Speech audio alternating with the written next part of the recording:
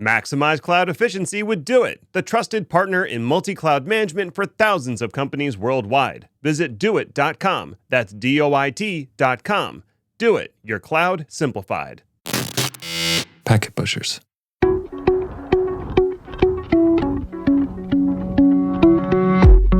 Welcome to Day 2 DevOps, where the DevOps is in the details. I'm Kylie Middleton, and on Day 2 DevOps, we explore those details and how you can learn from the mistakes of others and build a solid DevOps practice on day 1 and beyond. With me on this journey of learning and doing is my co-host, Ned Bellavance. Hi, Ned. Hey, Kyler. Another awesome episode we've got ahead of us. We're going to be talking about security in the cloud. Specifically, we're going to be talking about dumpster fire hotness, external objective risk versus internal pipeline and priorities, and even the future of cloud platform CVEs. What's that?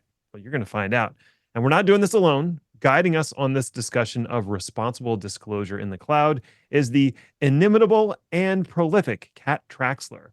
Kat is a security professional based in the Twin Cities, specializing in cloud research and security architecture design. Her background includes roles in penetration testing targeting web applications and cryptographic infrastructure. Kat has worked professionally in cloud security research, informing detection efforts, engineering detective controls to intercept attacker behavior within the cloud control plane. Kat continues to do active security research in her current role as principal security researcher at the public cloud at Vectra AI. She also has a whole bunch of cool projects in the works that she told us about offline. So you'll just have to follow her to find out. Let's welcome her to the show. Kat, thank you so much for joining us on Day 2 DevOps. I know you are a security researcher, but what is a security researcher? It's interesting that you don't work for the places that you're researching for. You're researching other places. So tell us about what that is and how that works. Thanks for having me, Kyler. Thanks for having me, Ned. What a security researcher is, I think, different for everybody. And I think I've held that title officially now for 3-ish years, and I keep redefining it. So you're not going to have the same set of tasks from person to person. For me, what it means is that I'm looking at cloud services specifically. So I'm a cloud security researcher to be even more niche. And to be even more niche, I'm really, really loving Google Cloud. So like a cloud security researcher focused on Google Cloud. I'm looking at cloud services on Google Cloud. And I'm trying to understand what security impact some of the misconfigurations might have, what security impact some of like the design choices that they've made, and how I can either file bug reports and have those changed, or if they don't really raise the level of vulnerabilities and bugs, how can I describe some of this security consequence and impact publicly to move the needle in the industry to have a more secure cloud? So, especially in terms of Google Cloud, they have their own internal security researchers and team, and you're sitting outside of that bubble. What drives you to dig into their security? Is it something you're doing just for work, or is this something you just generally enjoy doing? Both. If I didn't love it for work, I wouldn't be nearly as successful, right? Because it's something you have to wake up every day and really want to do. There's no taskmaster making sure that I turn in my TPS reports. Google, of course, has their own internal security team. And I'm assuming they have people who are doing things like pen testing their API endpoints, making sure they're not vulnerable to injection vulnerabilities. And they're doing static code analysis. They're all doing that like application layer vulnerability stuff.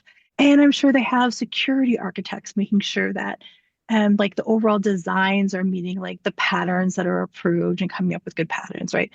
Then there's the people on the outside who I think are in a really privileged position to move the needle, because on the inside, you might be sort of hamstringed by, a culture that says we've accepted some things.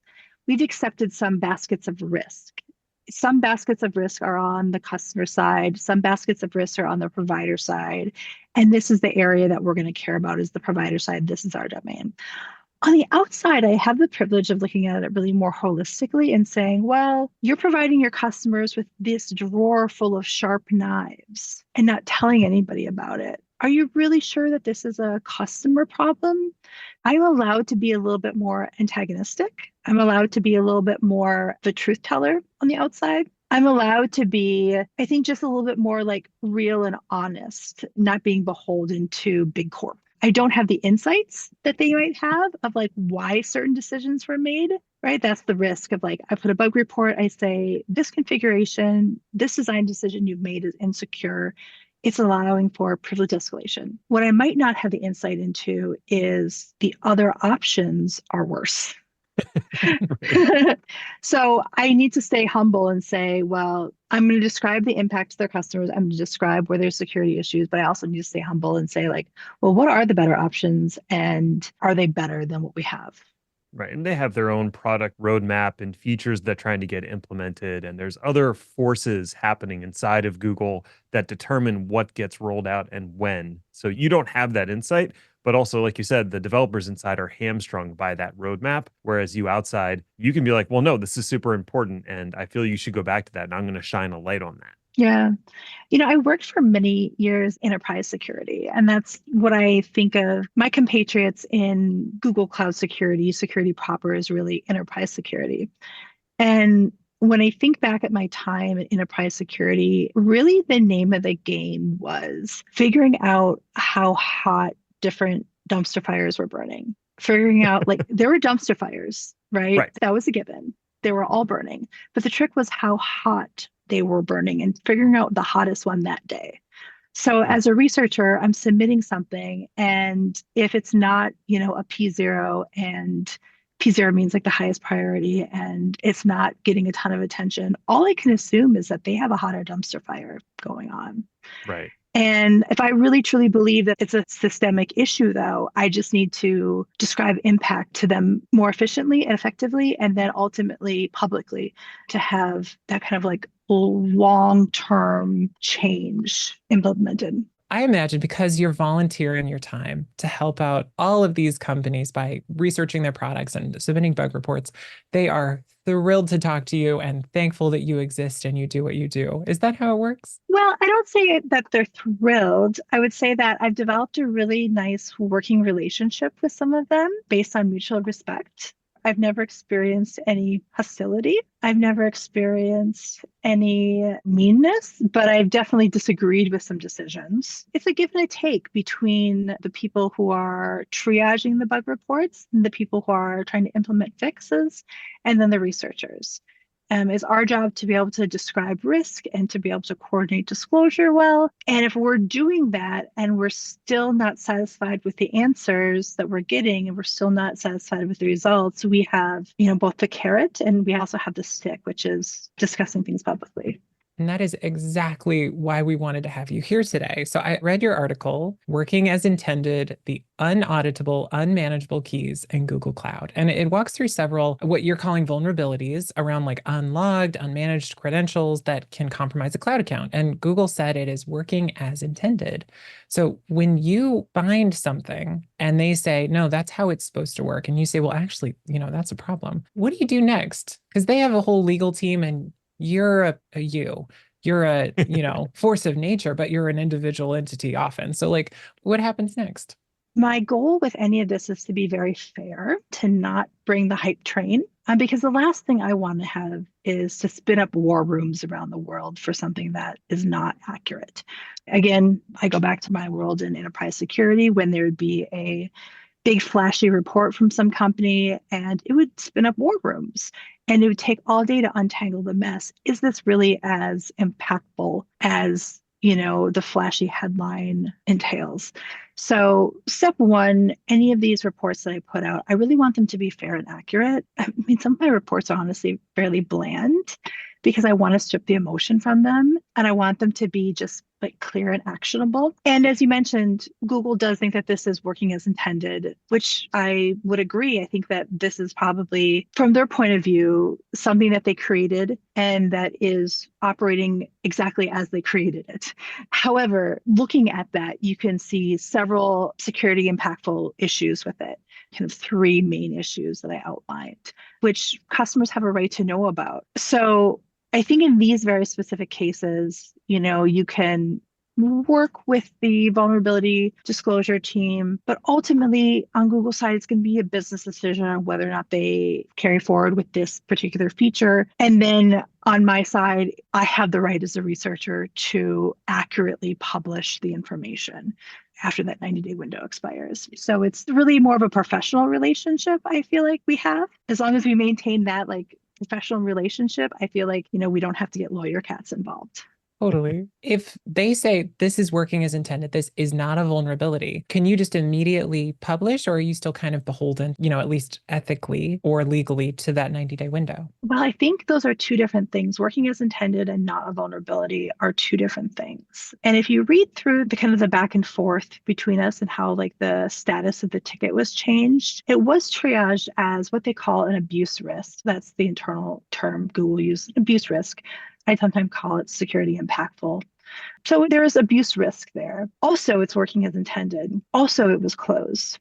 So my responsibility is generally around 90 days after I disclose something, plus an additional 30 days buffer to coordinate. So if it takes them 90 days to remediate, I'll give them another 30 days so we can coordinate the timing of disclosure, maybe so they can roll out that patch. There's lots of different little timelines. 90 plus 30 is the standard one. There's also, if they just close the ticket, if I've described impact and they say closed and it's before that 90, I might update and say, okay, well, it's before 90, but I'm willing to release. There's also the idea of in your gut, this is going to really affect customers. We're past 90 plus 30. In your gut, that by disclosing this information, this could have serious consequences to enterprises, nation states. There is something in your gut that should say, I'm not going to do it. I'm not going to publish. And, I think Nick Frechette waited a year and a half on disclosure or something relatively recently with a wild card in an AWS trust policy that was out in the wild in AWS Amplify. So he had a very long disclosure process, had every legal reason that he could have disclosed before, but he stuck with it for the betterment of AWS customers. That's what we try to keep our eye on the ball is what's best for customers. Is it the publication of this, or is it stick with that disclosure process and try your best to get it closed? When you've made the decision to go public with a disclosure, do you try to have mitigation steps already prepared if possible? Yeah. I mean, that's critical, right? Like nobody likes a report that says, here's a new abuse risk, here's a new abuse primitive within the cloud. And there's no proactive or preventative things you can do, and there's no detective things you could do. So those are like the two categories we like to provide customers. And nobody likes to have a report that's just a big goose egg. So absolutely, whenever going public, those two items, either proactive or detective, we strive to meet those two if at all possible. I remember when Heartbleed dropped, there was a lot of like, there's nothing you can do about it. And then there was like a few days later, a new version of OpenSSL. And then like, you need to coordinate with all of your dependencies to get that library version implemented in all of your dependencies. Like there's so little you can do. And it was just a storm across the world because there was so little you could do to mitigate. It was a scary time. A lot of us were in war rooms for, a week over that. And it makes me think of really hero security researchers. I think about like Dan Kaminsky, who had a devastating vulnerability in DNS and spent 2 years in secret flying around the world, convincing people of this and fixing DNS secretly so that we could have the internet we have today. So 90 plus 30, yeah, sure. But if you have something that's really going to devastate customers and people, you try to find your inner Dan Kaminsky and try to get it resolved. I haven't read that one before. I'm going to have to check that out because DNS is like a side passion of mine because it's always DNS. Yeah, he's the hero we never knew we had, but he was our hero. Sadly passed a couple of years ago, but yeah, personal hero. Yeah, I spent so many years in Active Directory environments that like DNS is the first place I go for all problems because it all leads back there in some way. One of the things that came up early when I was getting used to doing stuff in the cloud was the shared responsibility model. The idea that the cloud provider bears some amount of responsibility for security and other things, and then the customer also bears some amount of security. So where do you feel like you need to draw the line when you're doing your security research? Is this something that is Google's responsibility or is it the customer's? Yeah, I mean, I definitely do research on both sides, and specifically the provider side of the responsibility model as it relates to kind of multi-tenant services. I think this is a space where the capital S security team at Google probably spends 90% of their time, right? These are their dumpster fires, is just assuring that their infrastructure supporting all of these multi-tenant services, supporting the Borg, are secure, that one customer cannot impact another customer. So, I mean, that's a heavy lift in and of itself. Where I spend my research time is somewhat on the customer side, right? So trying to help the customer understand, transitive access. If you have one permission, does it actually translate into several other permissions, that Mm, sort of thing. But then also, can one customer impact another customer, sort of thing. gotcha. We already talked a little bit about how you would choose to release a vulnerability publicly versus privately. Are there any times where you're just unable to reach the company and you just go public right away? Or do you mostly have contacts for the places that you're researching? Back in the early days of when I was in security, I focused mainly on application security. So the handful of programs that I worked were through official channels like HackerOne. So I didn't kind of stray from anything that wasn't a company has registered themselves as somebody who, yes, please send me bugs.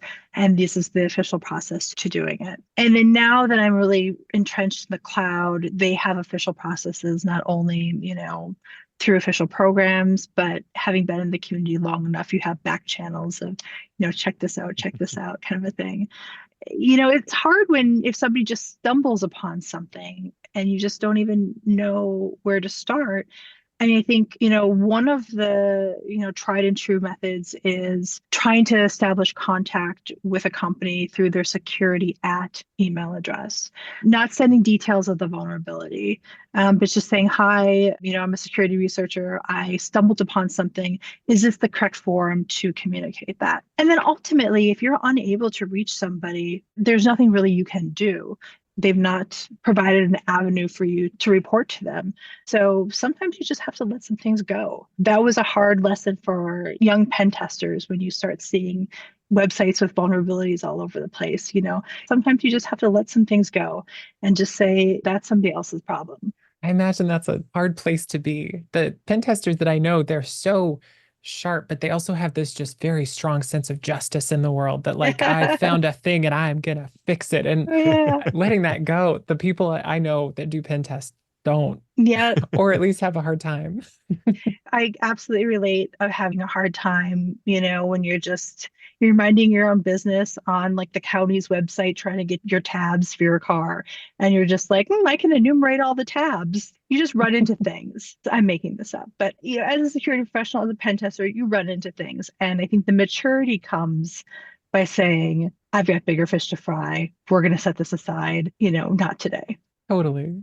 You mentioned how you're on a random website and you're tinkering around. "Oh, can I do this? Oh, I can. Oh boy. I'm curious, the one particular blog post we were referencing about the Google issue, how did you discover that vulnerability? Because it doesn't sound like the sort of thing you were just poking around and you found. There had to be some sort of breadcrumbs that led you to realizing that it was an HMAC key, I believe, exists and that it could potentially be abused, but in this very specific way under these conditions. So, what was that paper trail of those breadcrumbs?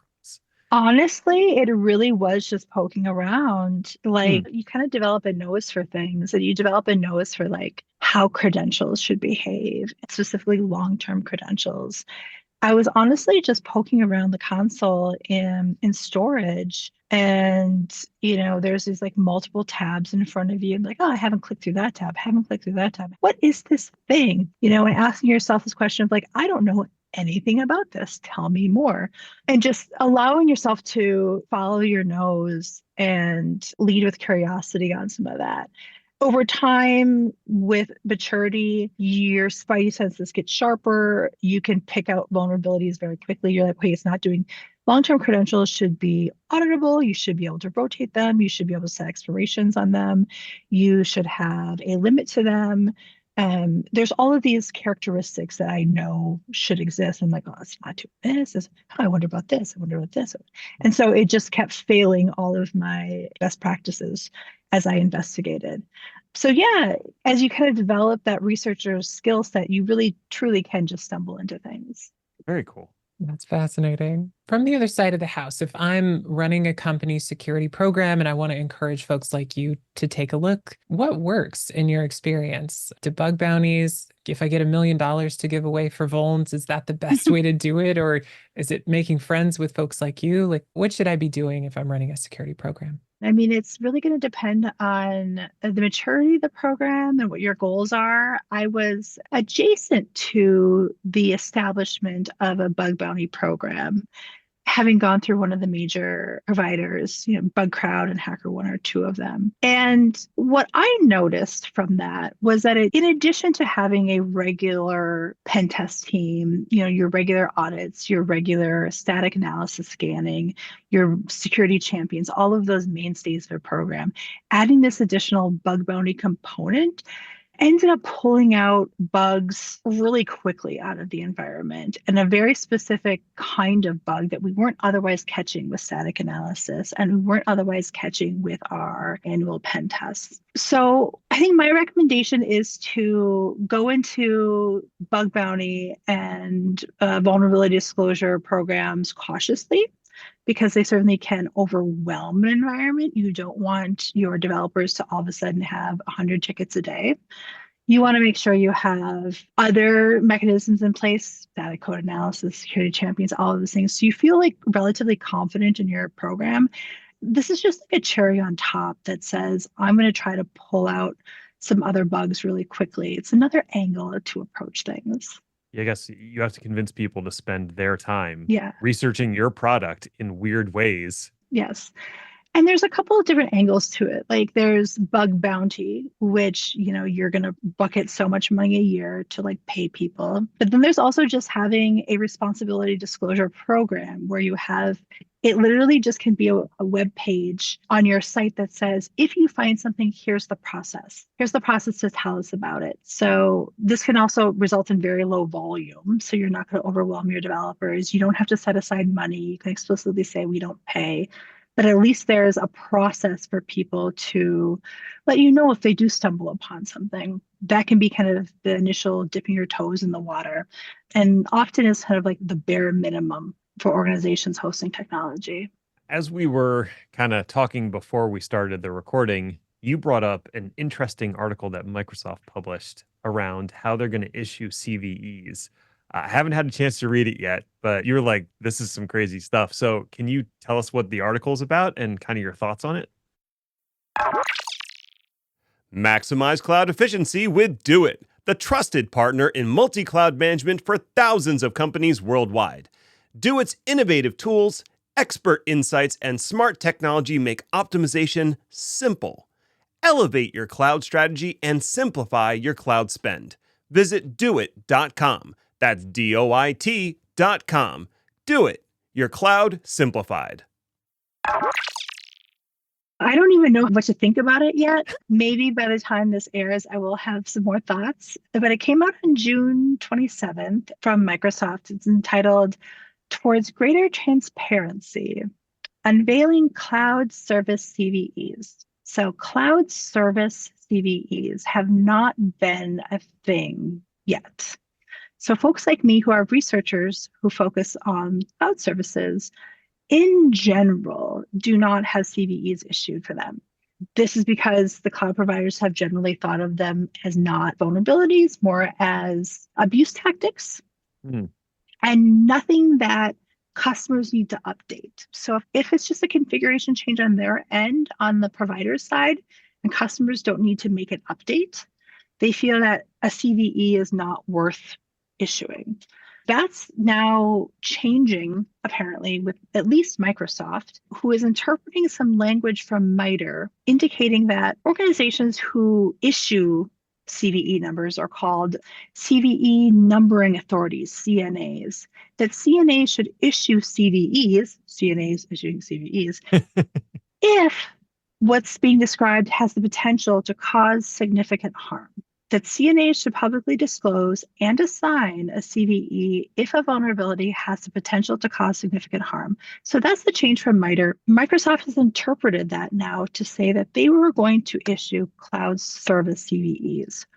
Wild. Absolutely wild. I don't know what's going to happen. We haven't seen one yet as of today, July 8th.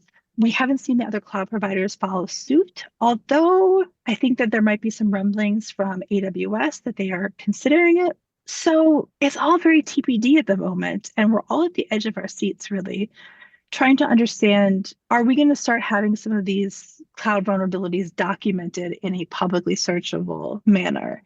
Because now there's kind of a open source project called the Cloud Vuln DB that is an attempt to register vulnerabilities in the cloud in the way that CVEs do to give people visibility into these abuse risks of the cloud, whether or not they are currently open or if they've been closed. That's an attempt was spun up Wiz a couple of years ago to close this gap. Can that project be retired? That would be the best case scenario. I don't know. We'll find out. So, for a little bit of context, with typical CVEs, do those all reside on one publicly searchable database? They do. Okay. I thought that was the case, but I wanted to confirm. So that's part of what's interesting about this is now the cloud service providers would also have a centralized repository that someone could go search for and use as a data source for security issues. It would be integrated into all CVEs that MITRE publishes and would be available on the NIST website. So you could potentially do a search on the NIST website for Azure, and you would come across recently reported abuse risks that otherwise would not have required a customer update, potentially. Oh, I'm thinking of one that was found by a researcher where there was a misclassification of data plane actions and control plane actions within the Open API permissions. This misclassification has some really interesting side effects around conditional access, has some really interesting security impacts, but it doesn't have a CVE. And like the only way you would know about it is to know about it and like find the blog somebody did about it. In this future, it would get a CVE. That is a big change. But I guess the big difference is, like you said, if it's an internal service that's managed by Microsoft or somebody else, there's nothing the customer can really do to patch that service. Maybe there's some actions they could take on their side to... I would say like put pressure on your TAM to get it rolled out to your tenant. I have certainly done that before when we see a vuln and they say, okay, we'll put you on the early access list for getting it. So I don't know if that's how the world should work. You shouldn't have to put pressure on your TAM to get your stuff secure, but that's how it works today. So you could. Yeah, I mean, at a minimum, have the ability to block these features. In Google Cloud, there's the org policy constraints, right? The ability to define not actions. So there's a couple little like guardrails that you could put in that, going back to these HMAC keys. Okay, if you're not going to be able to implement logging and permissions, can you implement these guardrails that people could at least turn them off? Mm-hmm. I think that's great. Having one central place to find all the information, like aggregated blogs and mitigations. And that sounds like it's got to be a positive change for the future of cloudy stuff. I would hope so. I mean, I did hear somebody say that it's going to just explode like the scanners. The scanners are just going to have like thousands of CVEs they're reporting now. It's going to be a hellish time for the Tenables of the world who are just scanning stuff. But life moves at you fast. What can I say? It'll be a wild time, whatever happens. Are there any other potential downsides that you see to this creation of the cloud service CVEs? I mean, I said I get my first CVE tattoos, so like maybe I'll just have too many tattoos at that point. That's the downside. Maybe by the time we go live, you will have that tattoo and we'll just put a picture of it right there, provided it's in a family safe place. Just go with the smaller fonts and leave yourself plenty of room. So I can fit them all. I need to be able to fit them That's all. right. I love it. The confidence. Some serious swagger. I like it. We're all holding back for the day we can get CVEs. I love it. That's so exciting. Maybe Ned and I can get them too, because we're much more on the infrastructure side than the application side. So there's hope for us all to get some tattoos in the future. Well, let's wrap this up. This has been such a wide ranging, wonderful conversation. For folks that want to follow in your footsteps and be the next Kat Traxler, what can they do? How do you get started in security research? When I moved into security, my like fundamental belief, and it still holds today, is that you can't break something unless you know how to make it or build it. Mm. So that's honestly why I love DevOps resources. And I have a heart of an SRE, is because that you really cannot understand where vulnerabilities lie in a system if you can't put all of the parts together in a logical way. So learn how to build stuff, learn how to automate stuff. If you're really focused on breaking web apps, I think it's critical to learn how to code and make them for a while. Learn how to, be a web dev for a while. If you're really into infrastructure, you might want a sysadmin for a while, or sysadmin while also breaking things. And so nobody's just a breaker. Nobody's just a researcher looking for vulnerabilities. We're all also really dedicated to keeping systems up and dedicated to that D2. We've talked about that before, that the way to learn how to build stuff is to accidentally break it a bunch of times. And all of your seniors have broken things so many times. So it sounds like as you progress, you break stuff on accident, and then you build stuff well, and then you learn to break stuff on purpose. Exactly. That's the flow. I love it. Yeah. Well, if folks want to hear more from you, Kat, where can they find you on the great wide internet?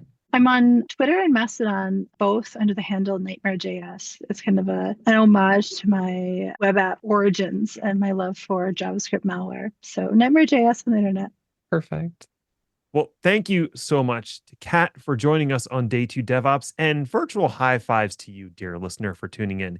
If you have suggestions for future shows, we would love to hear about them. You can hit either of us up on LinkedIn or send some feedback via packetpushers.net/follow-up. And hey, all you cool vendors out there, do you have an excellent cloud product that you maybe want to share with our audience of IT professionals? Well, you can become a Day 2 DevOps sponsor. You'll reach several thousands of listeners, all of whom have problems to solve. Maybe your cool product solves their problem, but they'll never know unless you come onto our show and tell them about your amazing shiny solution. You can find out more at packetpushers.net/sponsorship. Until next time, just remember that doing DevOps is awesome, and so are you.